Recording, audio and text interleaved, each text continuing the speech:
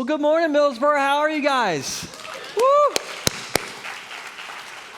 Listen, it's good to see you guys. Man, your band is unbelievable. I probably shouldn't admit this to you, but I was driving and watching that on YouTube between the Fenwick Campus and here.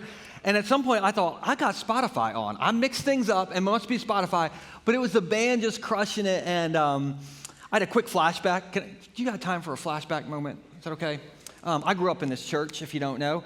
And Tom Monroe, who was singing right here today, he's been singing at our church since I was like this big. And he used to sing with one of those, they had a big foam thing on the end of his microphone, and he always sang, "Our God is an awesome God." And I'm over here thinking, Tom Monroe's been singing at our church for 35, 40 years, and it's just unbelievable. Some of you don't know who Tom is, some of you do, but just like give it up for him if he's in the room. Now, some of you don't even know who I am, so let me introduce myself. My name is Joel. I'm the campus pastor at our Rehoboth location, and some of you may not know this, but you can maybe tell from the haircut, Pastor Danny's my dad. And I just thought I'd pause for a second and brag on my dad a little bit. My dad, occasionally, he asks me to swap with him, so he goes and speaks in Rehoboth, and I get to do Fenwick and Millsboro, and I'm 43 years old, and every Sunday I preach 3 times, and I promise you on Sunday, I take a better nap in the afternoon than you do. This wears me out. And that's why I look at my dad, and I admire him because I don't want to say his age, but he's 68 years old. And he does this every single week and just does it graciously and with energy and fresh stuff every single week. It's just unbelievable. And so when you see him next weekend, okay, make sure you pat him on the back, give him a fist bump, or do what he really likes. Get him a Starbucks gift card, okay?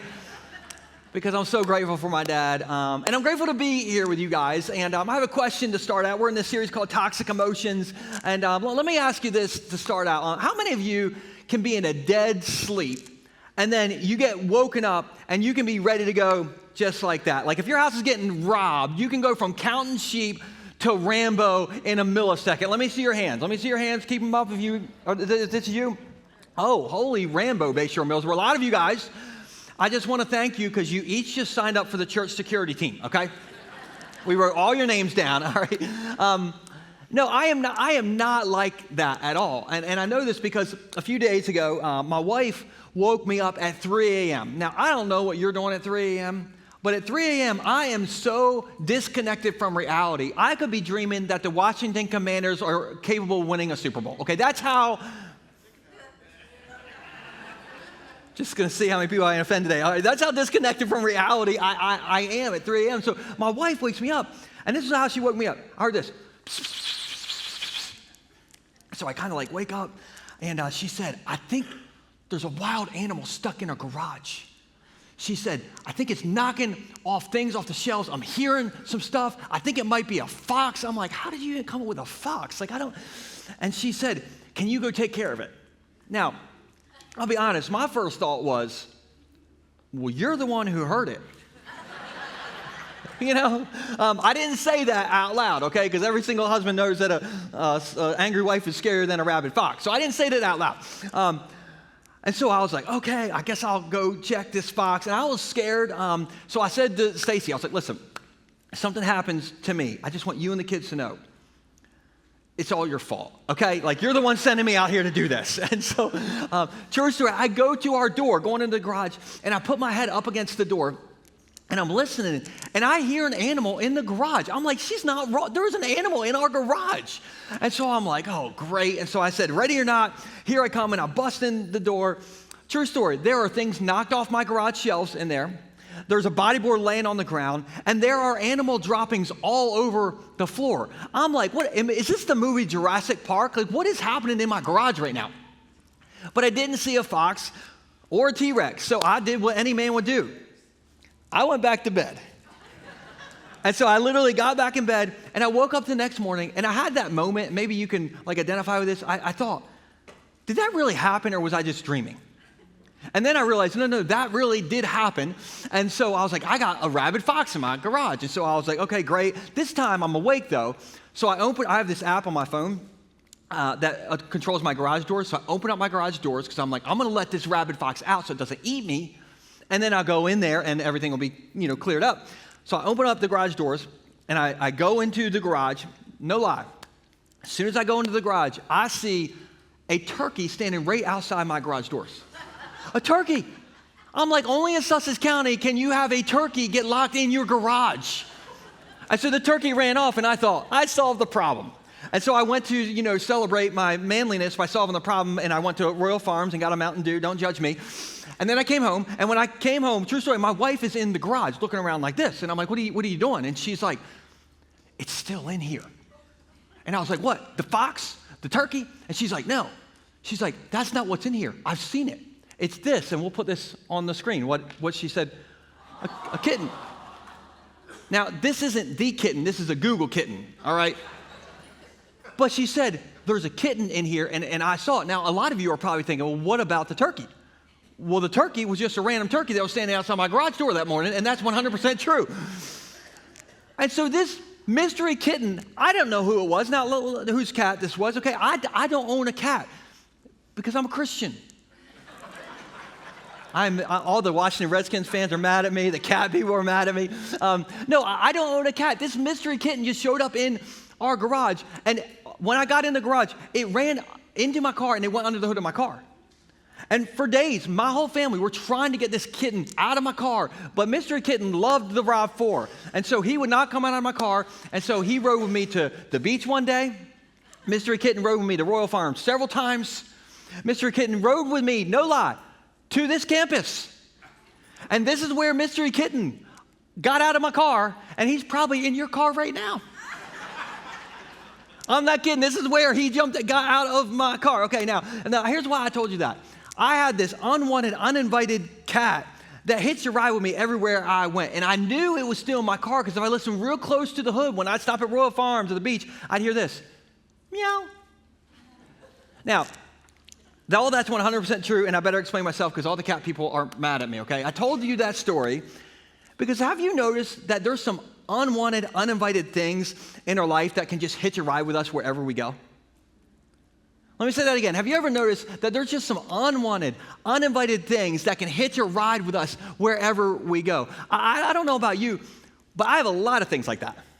And I just want to give you one of those things that I think a lot of us kind of have this thing hitching a ride with us everywhere we go and around us everywhere we go. And it's this, and we'll put this on the screen. I think we're going to put it on this. There we go. We're more likely to see our differences with people than what we have in common with people. And all the cat people are like, yeah, we know we're different than you because you've been shouting at us cat people. But if you could keep this up for just a minute on the screen. Have you noticed in 2026 what is trending is to politicize everything? Have you noticed what's trending in 2026 is to demonize everyone? What's trending in 2026 is to see all the things we have that are different from each other than to see what we have in common. Has anybody noticed this trend in 2026? Okay, now question, did any of you invite that into your garage or did it just show up there? It just showed up there. And if we really listen close to the hood of our lives, we can kind of see this making noise around us. Okay, either you say things like this or people around you say stuff like, well, I don't know why they're parenting their kids that way. They're doing it wrong. Or, I don't know why they would date somebody like that. I would never date somebody like that. Or their family is on vacation again. Oh, must be nice to be rich. Oh, they don't have their kids in travel sports like we do. What, do they not even love their kids? They voted for that guy?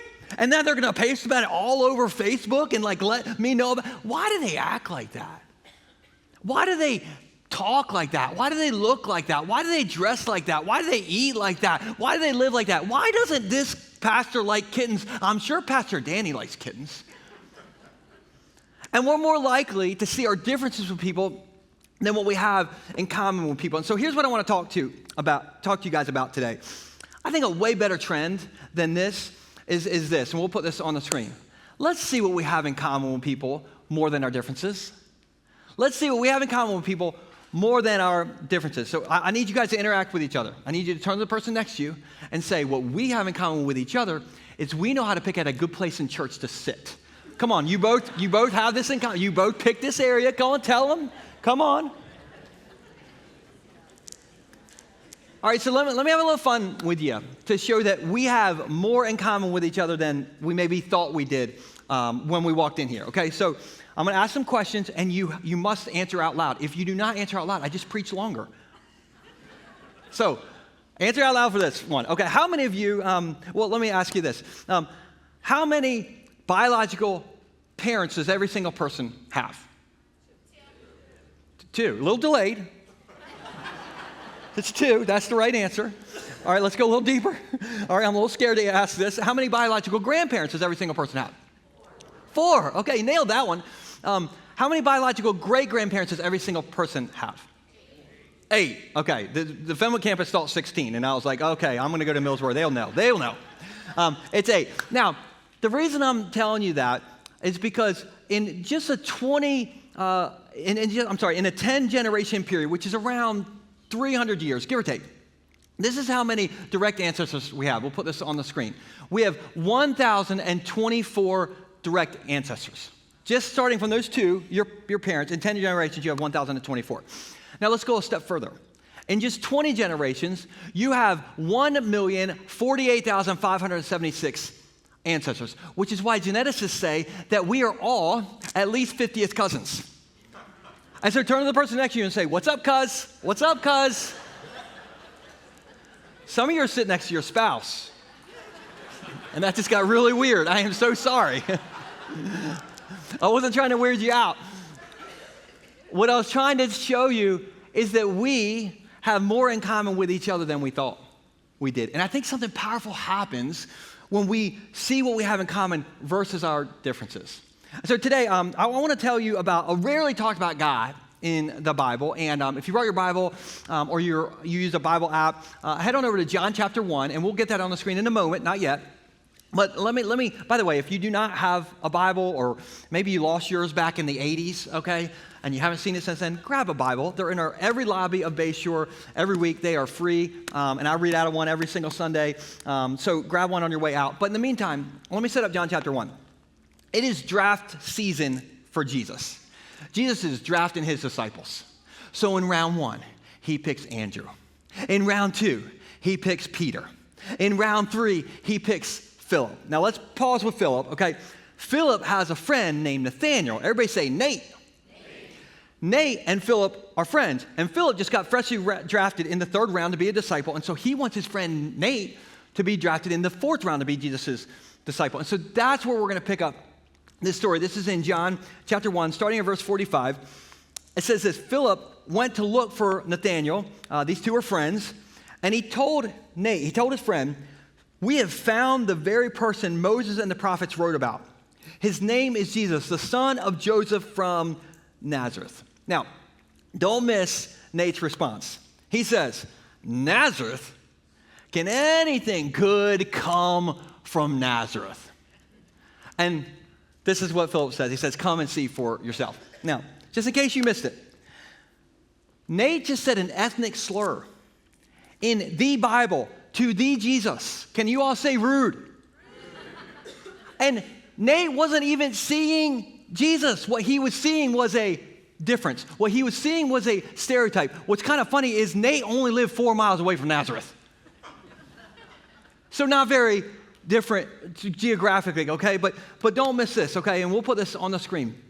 When we focus on our differences, we see stereotypes instead of people. And we don't invite this into our garage. It just kind of shows up. This is where division comes from. This is where labels come from. This is where stereotypes come from and prejudice comes from. And don't miss this. Nate didn't even really know Jesus. He didn't even really know who he was talking about.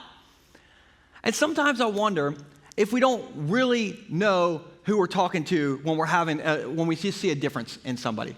Have you ever been talking to somebody and you thought you knew who you were talking to, but it ended up being a different person? It's just me. I'm the only one. Okay, do you want to hear a story? Since I'm the only one, you guys can't relate to it because it's never happened to you, but it's happened to me. So we have a picture we'll put up on the screen. And this picture is of the Laris family. Now, the Laris family, they watch from Georgia sometimes, so shout out to the Larises. The Laris family is actually a family of 7, but this picture only has 6 people in it because we're missing Aiden. Sorry, Aiden, I couldn't find a picture with you in it. But Aiden's the oldest son. But I love the Laris family because they're my family. Because all the way on your right, your far right, is Ashley Laris, and that is my wife's sister. And I owe a lot to my wife's sister because she is the one who helped me and Stacy start dating each other. And here's how that happened. Back in the day, I worked with Ashley at the greatest local restaurant that no longer exists in the world called the Georgia House Restaurant. Come on, somebody. Does anybody remember the Georgia House? Okay.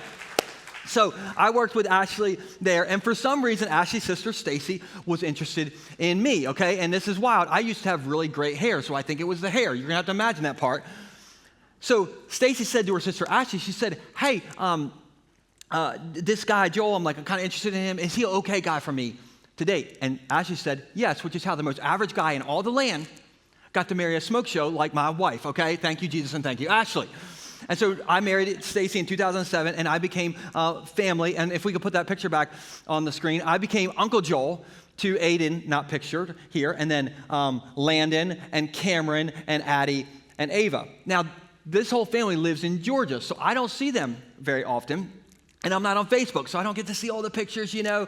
And so 2 years ago, they decided to come back into town. They've been out of town for 5. I hadn't seen them in 5 years. And so Aiden and Landon were going to be bringing their girlfriends with them. And so I hadn't met their girlfriends. And so we're all excited to go over to my in-laws to see the Laris family because it's been 5 years. So we go in, and everybody's there. Okay, all of the family members are there. Extended family members, even the weird family member was there.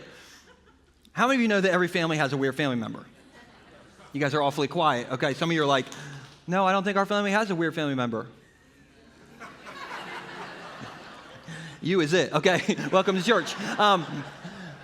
So everybody's there, even the weird family member. And so I go in, but there's 2 girls there that I don't recognize. So I'm like, okay, these are the girlfriends. So I go up to them, and I'm like, hey, I'm Uncle Joel. It's nice to meet you. And as soon as I said this, the whole room got quiet, and everybody's eyes in the room went shoo. And these girls laughed at me. And I thought, am I the weird one in the family? Is it Uncle Joel who's the weird uncle? And they said, it's us, Addie and Ava. You know, your nieces, Uncle Joel? And I did not know who I was talking to. Now, in my defense, I have astigmatism. No, in my defense, I saw them when they were 10 years old. And listen, they went from little girls to grown people in 5 years. And I didn't really know who I was talking to. And I think sometimes, my point is, sometimes we don't really know who we are talking to. And I wonder, are you seeing the right person, or are you seeing what's wrong with the person? Are you seeing your differences? Are you seeing stereotypes? Or are you seeing them the way that God sees them? And so let's go back to the story, okay? So you have Philip, who says to his friend Nathanael, hey, you got to come in and see Jesus. And then Nathanael says a whole terrible thing about everybody in Jesus' hometown. And Philip is like, no, you just got to come and see and experience Jesus. Which makes me think of this. I'm curious, how many of you are at Bayshore because someone somewhere along the way said, hey, just come and see. Come see my church. Even if it's not true, raise your hand. I'll make my point better. Okay, look around. A lot of hands up. Are you glad they invited you? Yeah, there we go. I am glad they invited you. I remember during COVID when I would be in this room and I would preach to me and a camera. Nobody in here. Can you imagine telling a joke in an empty room? It's the saddest thing you'll ever do in your life. I'm glad you're here, but I tell you that because you probably have some people in your life that if you would just say, come and see my church to them, they will be glad that you invited them. And so we have these invite cards at every campus in the lobby because we're an inviting church. So grab one of these on your way out. Grab 10 of these on your way out and tell your friends, hey, come and see or come meet me and we'll go out to lunch at the best hot spot in Gumboro to eat. I don't know where that is, but there is a spot somewhere. You might have to drive a little ways. But just tell them to come and see. Now, back to the story. Let me recap this. Philip invites Nate to come and see Jesus, right? Nate says this terrible thing about everybody in Jesus' hometown. But now we get to hear Jesus' response. Oh, buddy, I bet you Jesus is going to get him. Let's see what happens. This is in verse 47. As Nate and Philip approached, Jesus said to Nathanael, he said, now here is a genuine son of Israel, a man of complete integrity. This is like a mic drop moment, like a killing somebody with kindness kind of thing. And I love Nathanael's response. He says, well, how do you know about me? Yeah, he wasn't like, I don't have complete integrity. He didn't do that. He's like, well, how do you know about me? I think that's funny. Anyway, Jesus replied, I could see you. Everybody say, I could see you. Come on, Millsboro. This is my third time today. Everybody say, I could see you. I could see you under the fig tree before Philip found you. And so get this, okay? Nate dissed Jesus, right? But Jesus said, I see you. What a person that chose to see people instead of diss people. What if Bayshore was known as the church that sees people instead of disses people? If that were the case, we could build an even bigger church in the middle of a cornfield, and we wouldn't have enough seats for all the people that would come and see to experience a church that sees people versus disses people. And so, Jesus sees Nate. Now here's what's wild, okay? A little Bible nerdiness. We've been talking about Nathanael. There's another name in the Bible you've maybe heard or seen before. It's the name Bartholomew. Has anybody ever heard or seen the name Bartholomew in the Bible? Okay, this is wild. Bible scholars believe that Nathanael, most Bible scholars believe that Nathanael and Bartholomew are the same people.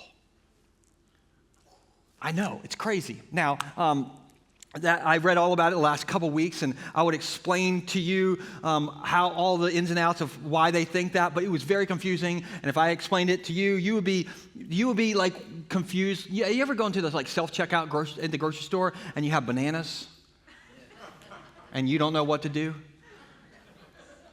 4011.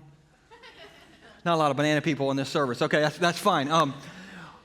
But I want to get us on the same page. Don't be confused. But most likely, Nathanael and Bartholomew are the same people. If you got it, just say Nate Bart. If you got it, say Nate Bart. All right, that's what I'm going to be calling him from now on. Now, if you didn't know, Bartholomew or Nate Bart becomes a disciple. Why? Because Jesus didn't just see his Essex slur moment. He saw somebody who had a future, and he spoke life into this person, and it changed his entire life. And I think that's important to know, because I think a takeaway from this is this. We'll put on the screen. When you speak the God-given potential you see in someone, it can change their entire life. When you speak the God-given potential that you see in someone, it can change their entire life. I know this because it happened to my friend Denzel. I think we have a picture of my friend Denzel. Okay, we're not actually friends. If we were, then we would be in a paid-for brand new building in the Rehoboth Campus by now, and I'd probably ask him to pay for a new building for you guys too. But I don't know Denzel. But I do know his movies. How many of you know some Denzel Washington movies and you love some Denzel Washington? Oh man, like John Q, Man on Fire, Remember the Titans. Like, he has so many great movies. But I want to rewind before anyone even knew who Denzel Washington was. When he was 20 years old, he was in college and he had a 1.7 GPA and he flunked out of college. And he had no idea what he was going to do with his life. So he goes back home to his mom's house in Mount Vernon, New York. And he has no plans for his future. So one day, he has such a clear schedule, he spends the whole day sitting in his mom's beauty parlor. And there's this little old lady sitting in one of those old school hair drying chairs. You know about those old school hair drying chairs? Okay, her name was Ruth Green. And Ruth Green, sitting in that old school hair drying chair, she was the oldest lady from her church. She's just sitting there and she's staring at Denzel the whole time she's in her chair. So finally, she stops in front of everybody and she says, hey, she points at Denzel and she says, hey, you are going to travel the world and speak to millions of people one day. And he's like, me? Ma'am, I don't know if you know, but I just flunked college. Okay, I have nothing going. I doubt that I'm going to be speaking to millions of people. And she said, somebody give me a piece of paper. And how many of you know when a little old lady in a hair drying chair asks for a piece of paper, you give her a piece of paper? And so they handed Ruth Green a blue envelope, and she wrote the word prophecy on it. And when she got up out of her chair, she walked over and she handed that to Denzel, and she walked out of the place. And Denzel, it meant so much to him, he wrote his name on that paper right under prophecy, and he stuck it in his pocket. And 4 months later, he took his first acting class. And guess what piece of paper he still owns to this day? That blue envelope that Ruth Green said prophecy, or wrote prophecy on it, and she was the one who said, one day you're going to travel the world and you're going to speak to millions of people. Now, would we still know 10-time Academy Award nominee Denzel Washington if she hadn't have done that? I don't know. But I do know when we speak the God-given potential that we see in someone else, it can change their entire life. And the Bible and Ruth Green have a term for this, and the term is prophecy. And so I want you to do this. I need you to turn to the person next to you. You're not going to want to do this, but turn to the person next to you and say, don't diss people, be a prophet to them. Come on, don't diss people, be a prophet to them. Now, that just freaked out every single person in the room.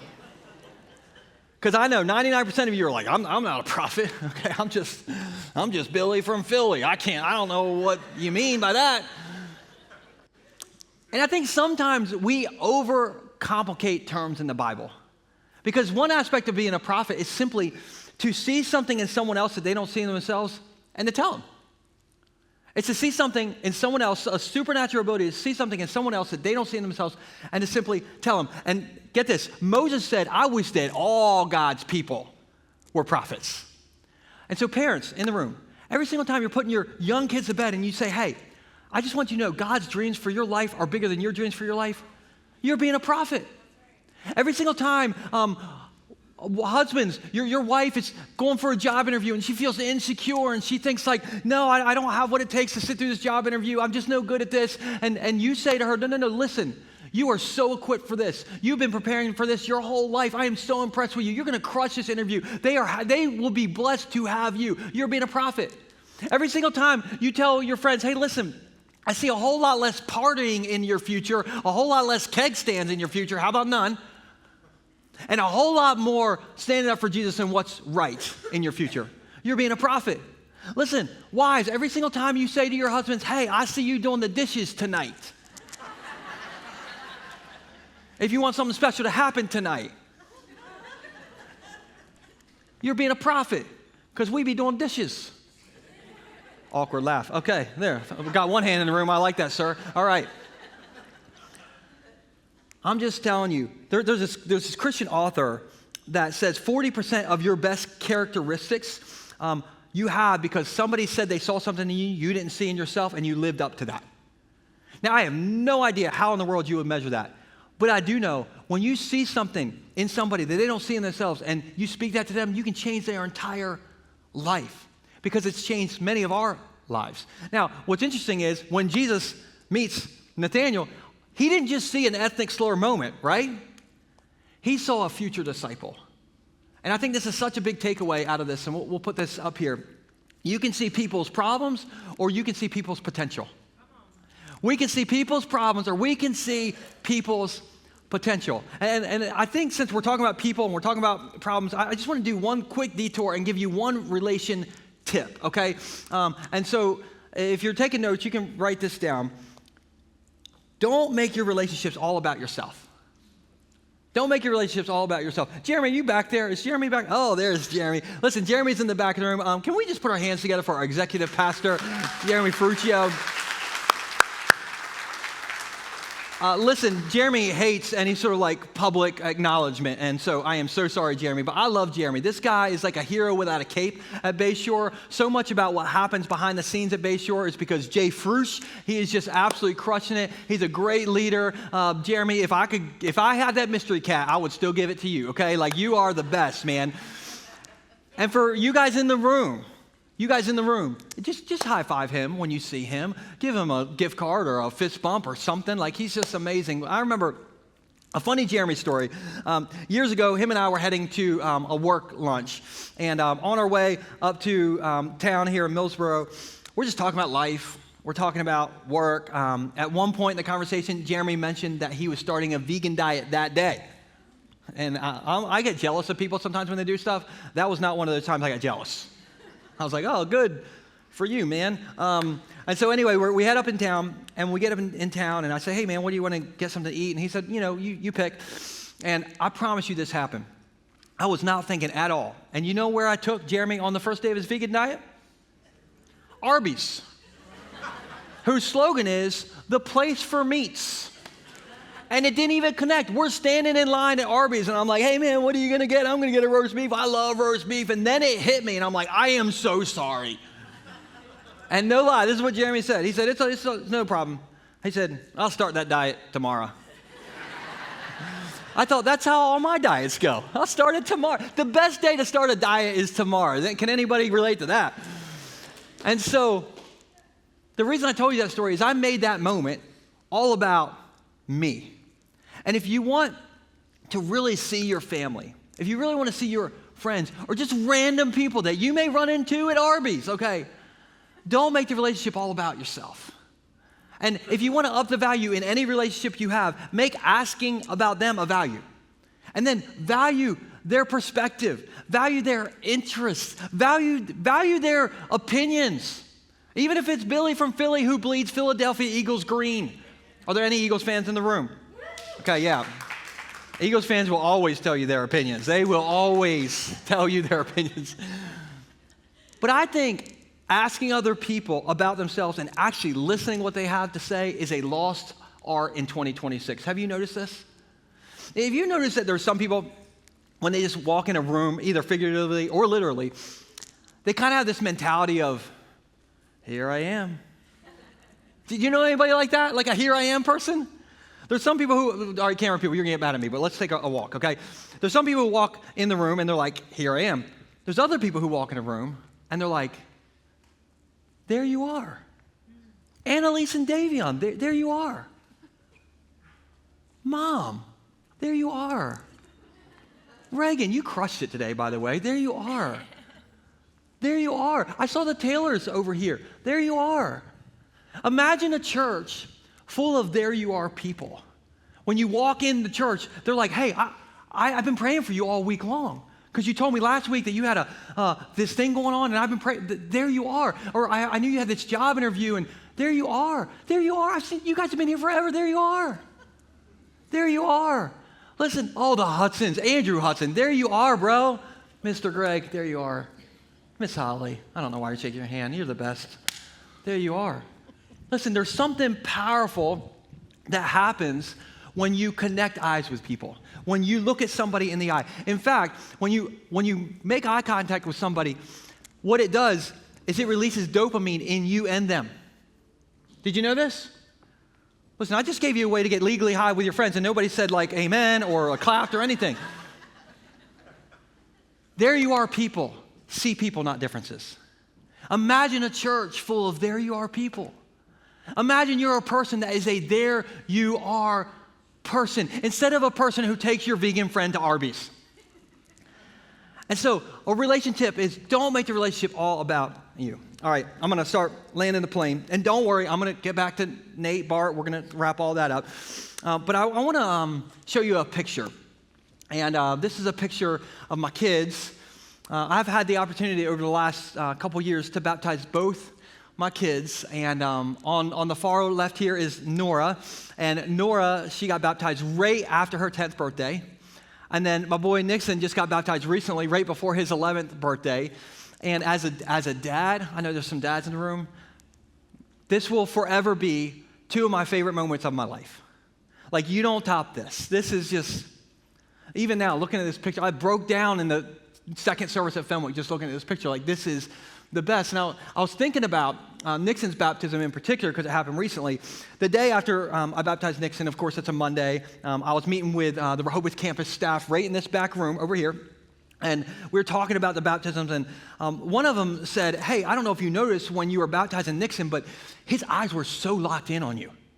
And I was like, I didn't notice because I don't know if you noticed, but my eyes were sweating the whole time I was baptizing Nixon. Like, I could not make out anything. And they said, yeah, you pointed to the crowd a few times, and he looked when you pointed, but besides that, he was just eyes on you. And so Nate, our creative pastor, sent me a video of it. And so I want to show you this video, and it's kind of fast-forwarded in the middle because the point is I want you to notice Nixon's, my son, the way he's looking in this picture, or in this video. Go ahead and roll it. My 10-year-old boy, Nixon James Tice.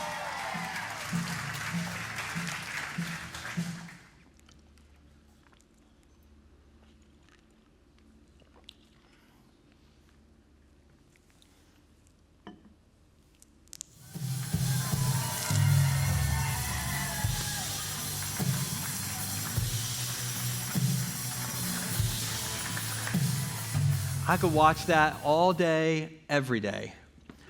But did you notice how locked in on me he was? Did you notice that? One of the things that my dad, I've heard him say forever, is he said, we're born just wanting somebody to see us. And after I looked at that video, I thought of my dad. And I thought about the reason he was looking at me like that, Nixon was looking at me like that, because he saw me seeing him in that moment. And if you've missed everything I say today, don't miss this, and we'll put this on the screen. One thing that we all have in common is we are all looking for someone to be looking for us.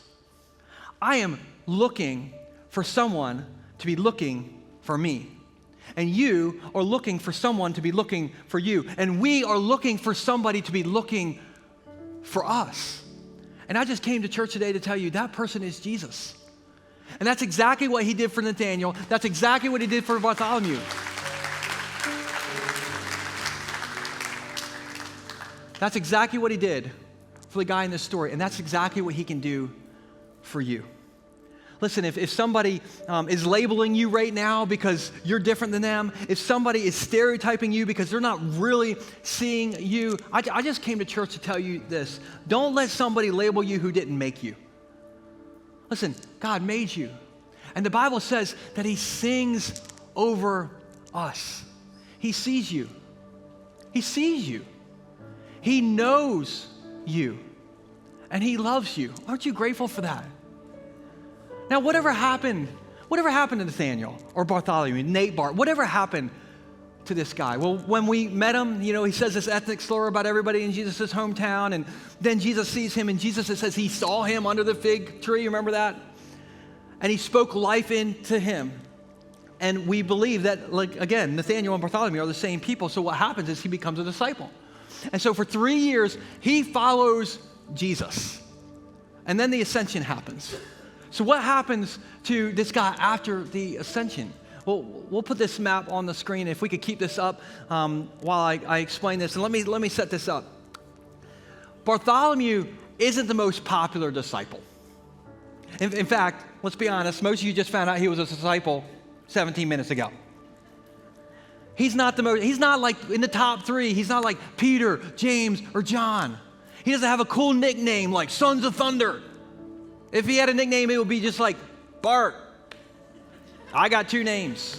What I'm trying to tell you is he was just an average guy. He kind of blends into the crowd. And I feel like I can relate to that. So whatever happened to Bartholomew? Well, this is the missionary journey that church historians believe that he went on. He went as far east as India to tell people about this guy who saw him. And this is wild to think about. In Jesus' day, the average person never traveled more than 13 miles from their birthplace throughout their entire lifetime. This is an 8,000 to 10,000 mile journey before planes, trains, and automobiles, where he went to tell people about this guy who saw him. And remember, when we meet him, he's like, Nazareth. Can anything good come from Nazareth? And it's one of the greatest conversion stories in the entire Bible. So how do you go from a skeptic to this? Because Nathanael, Bartholomew, was looking for someone to be looking for him. And there was this guy named Jesus who saw him and was kind to him, even though they were vastly different. And that's exactly what he does for us. Aren't you thankful for that?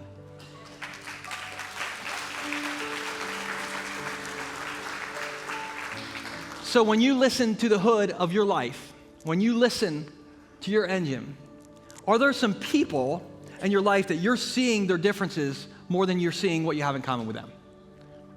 By the way, the answer is yes. I just want to gently encourage you to try this week to see them the way that Jesus sees them. Because aren't you glad that Jesus sees us? Aren't you glad? If you guys could bow your heads. Maybe you never heard that before, that Jesus sees you. Maybe this is the first time you're hearing that Jesus sees you. Or maybe you've heard it before, but it's never really sunk in to you. But it did today. And if you never crossed that line of faith and you want to be a Jesus follower, or maybe you crossed the line of faith at some point in your life, but you've really just walked away and you want to come back, to him, would you just raise your hand to acknowledge that he sees you, and right now you're gonna see him and you're gonna follow him if you want to cross that line of faith. Thank you. Thank you for those of you who are raising your hands. What we're going to do is we're going to say a prayer, and if you're one of the folks who raise your hand, I want you to say this prayer out loud, but we're going to say this prayer with you, so it's not going to just be you alone saying it. So let's just repeat after me. Lord Jesus, I believe you are the Son of God. I believe you died on the cross for my sins and rose again to give me new life. Today I repent of my sin and put my faith in you. Forgive me, change me, and make me new. I give you my plans. I give you all that I am. From this day forward, I choose to follow you. My life is yours. Amen.